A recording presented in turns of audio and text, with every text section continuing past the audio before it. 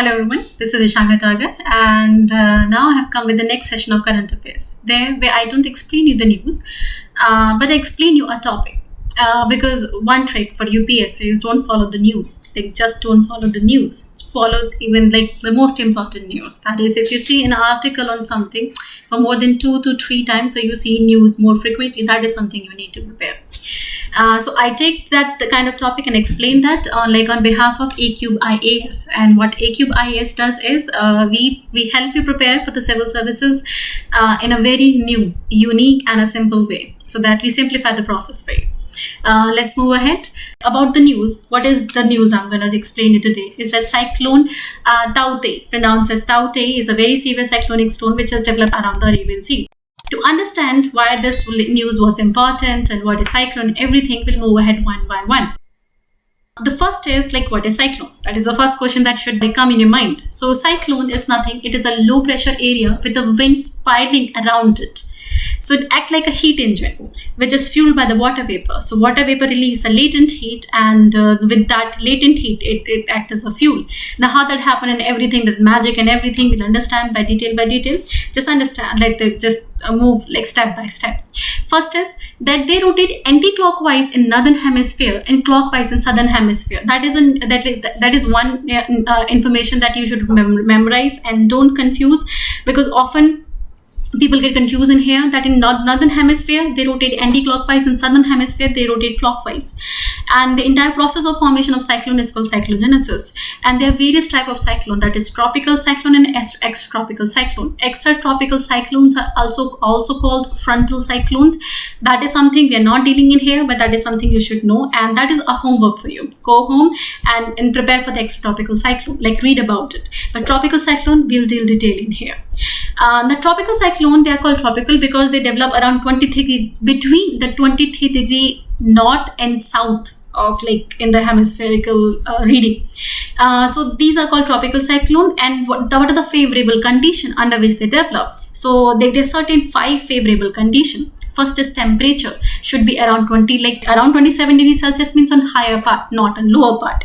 Second is there has to be Coriolis force. Now, what is Coriolis force? Coriolis force is a force that is responsible, that is generated due to rotation of Earth.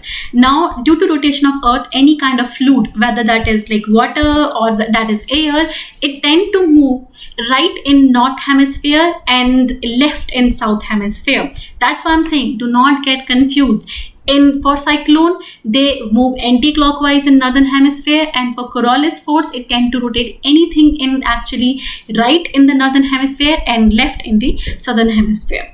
Now, next is what is also needed is a small variation in the vertical wind speed. If the wind is normal and calm, then cyclone is not going to develop. The wind speed should vary.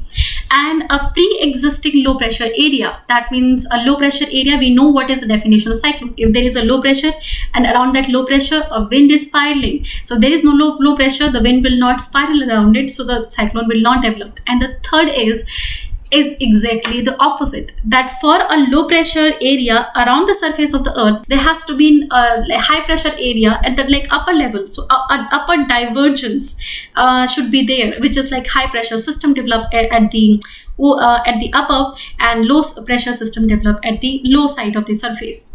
Now next is and don't confuse the surface with the Earth surface, because they develop on the sea, they do not develop on the Earth surface. When they come on the land mass, their energy tend to reduce.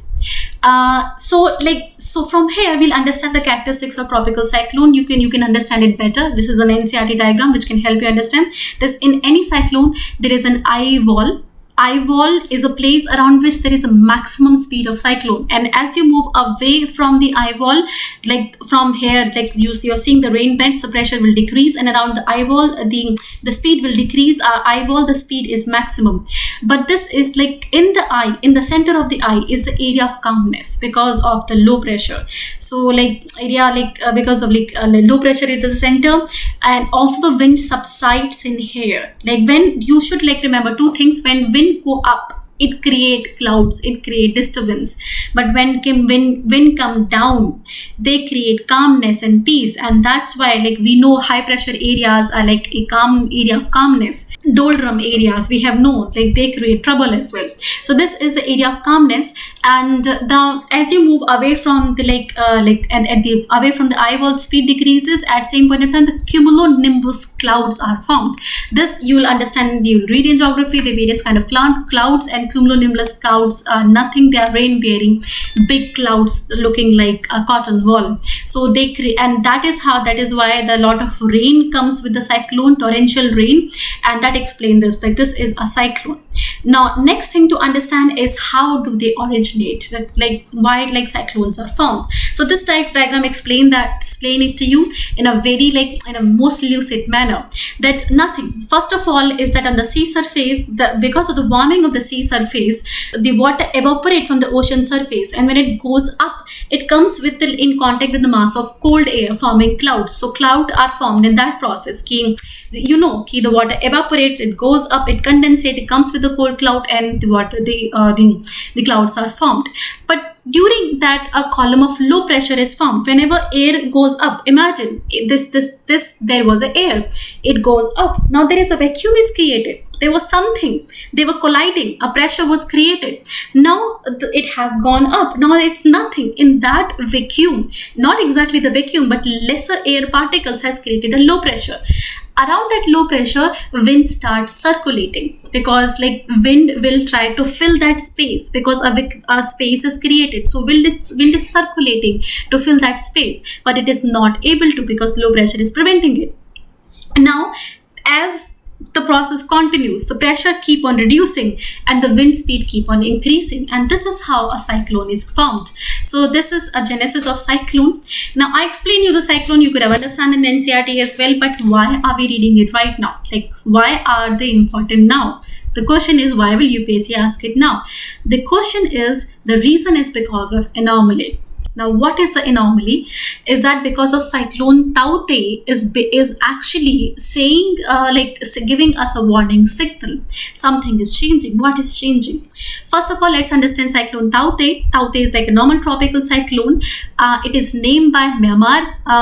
It's actually Tauktae is a gecko, kind of a lizard in Burmese language. And Tauktae is a fourth cyclone in the consecutive years to have developed in Arabian Sea, that in pre-monsoon area, and is of a nature of very severe cyclone. And other three cyclones before it were Makanu, Owen, and Vayu. So they develop in pre-monsoon area. They are very severe, and it is a fourth in every last four consecutive year we are seeing that trend, and they categorize as severe cyclone, which is anomaly. Now what is that anomaly I'm talking about? The anomaly is you have to understand that anomaly. The anomaly is that for every 5 cyclone on an average that develop in Bay of Bengal, earlier Bay of Bengal and Arabian Sea combined, 5 cyclone develop on both sides of India. 4 used to develop on the Bay of Bengal side, and 1 was on side of Arabian Sea. 4 on Bay of Bengal side and 1 on the side of Arabian Sea. But what happened in 2018, when Bay of Bengal experienced 4 cycle, Arabian Sea saw 3. So it was 4:1. 4:1. Then it became 4:3. Then the Bay of Bengal in 2019, a time came when Arabian Sea overtook the Bay of Bengal, and there were 5 cyclone in Arabian Sea to the 3 cyclone in Bay of Bengal. And 2020, Bay of Bengal produced 3 cyclonic storm, while Arabian Sea generated 2, which is still normal. But this is what is happening. Arabian Sea is producing more severe cyclonic storm than it was doing earlier. And what it signifies is that the global warming is occurring in Indian Ocean, and because of which an anomaly is seen. So this is like a warning to human being as a civilization, that that is something we should deal with. That sea surface temperature of the Arabian Sea is rising for the last 40 years, and in zone of 1 to 2 degrees Celsius so far, which is something we should be worried about. India, especially when Mumbai, many financial cities are living in there. Next is that you should know about cyclone naming. because as I said, I was reading the current affairs and I said ki WHO is trying to use the same naming pattern as WMO used for the cyclone. So like let's deal with cyclone naming. Ki how the cyclones are named, because Myanmar named it. Now the names of cyclone are maintained by the International Committee of the World Meteorological Organization. So WMO does it, and these are named according to the rules of regional level. So does not mean if like southern hemisphere has the same pattern, then the northern hemisphere is not supposed to follow the same pattern. There is a similarity, there is difference as well. Like for say, the southern hemisphere uses the alphabetical order, alternatively male and female, before 1979 for some like I don't know what reason, but cyclones were named after female only, but after 1979 male and female both got the chances to be like have like the cyclone got the chance to have both male and female name now. And for northern hemisphere it was always gender neutral, so they name alphabetically. For Indian Ocean, the naming is done like the countries that are around Indian Ocean, Bay of Bengal and Arabian Sea, which was earlier 8, but now 13 countries combinedly do that naming thing, which happened like last year so far. So 5 new members are added: Iran, Qatar, Saudi Arabia, UAE and Yemen. So this is the homework I'm giving. Identify, I could have given that name, but I'm giving in homework. Identify the 8 other countries within the Indian Ocean region that plays a role in naming of the cyclone in Indian Ocean region. The 5 new members are these: Iran, Qatar, Saudi Arabia, UAE and Yemen. And now next is the 6 lists are used in rotation for naming of the cyclone, and to like per se in 2019 the list will be used again to 2025, because the 6th year will be complete by then. So there are 6 lists for next 6 years and the name will be again rotated. But if any cyclone become deadly, that name will not be used again. Like Katrina was a very deadly cyclone, so this name will be crossed out. It might have caused various misery for the people. Also important, like you must have read in in NCERTs that cyclones are named by different name in different region.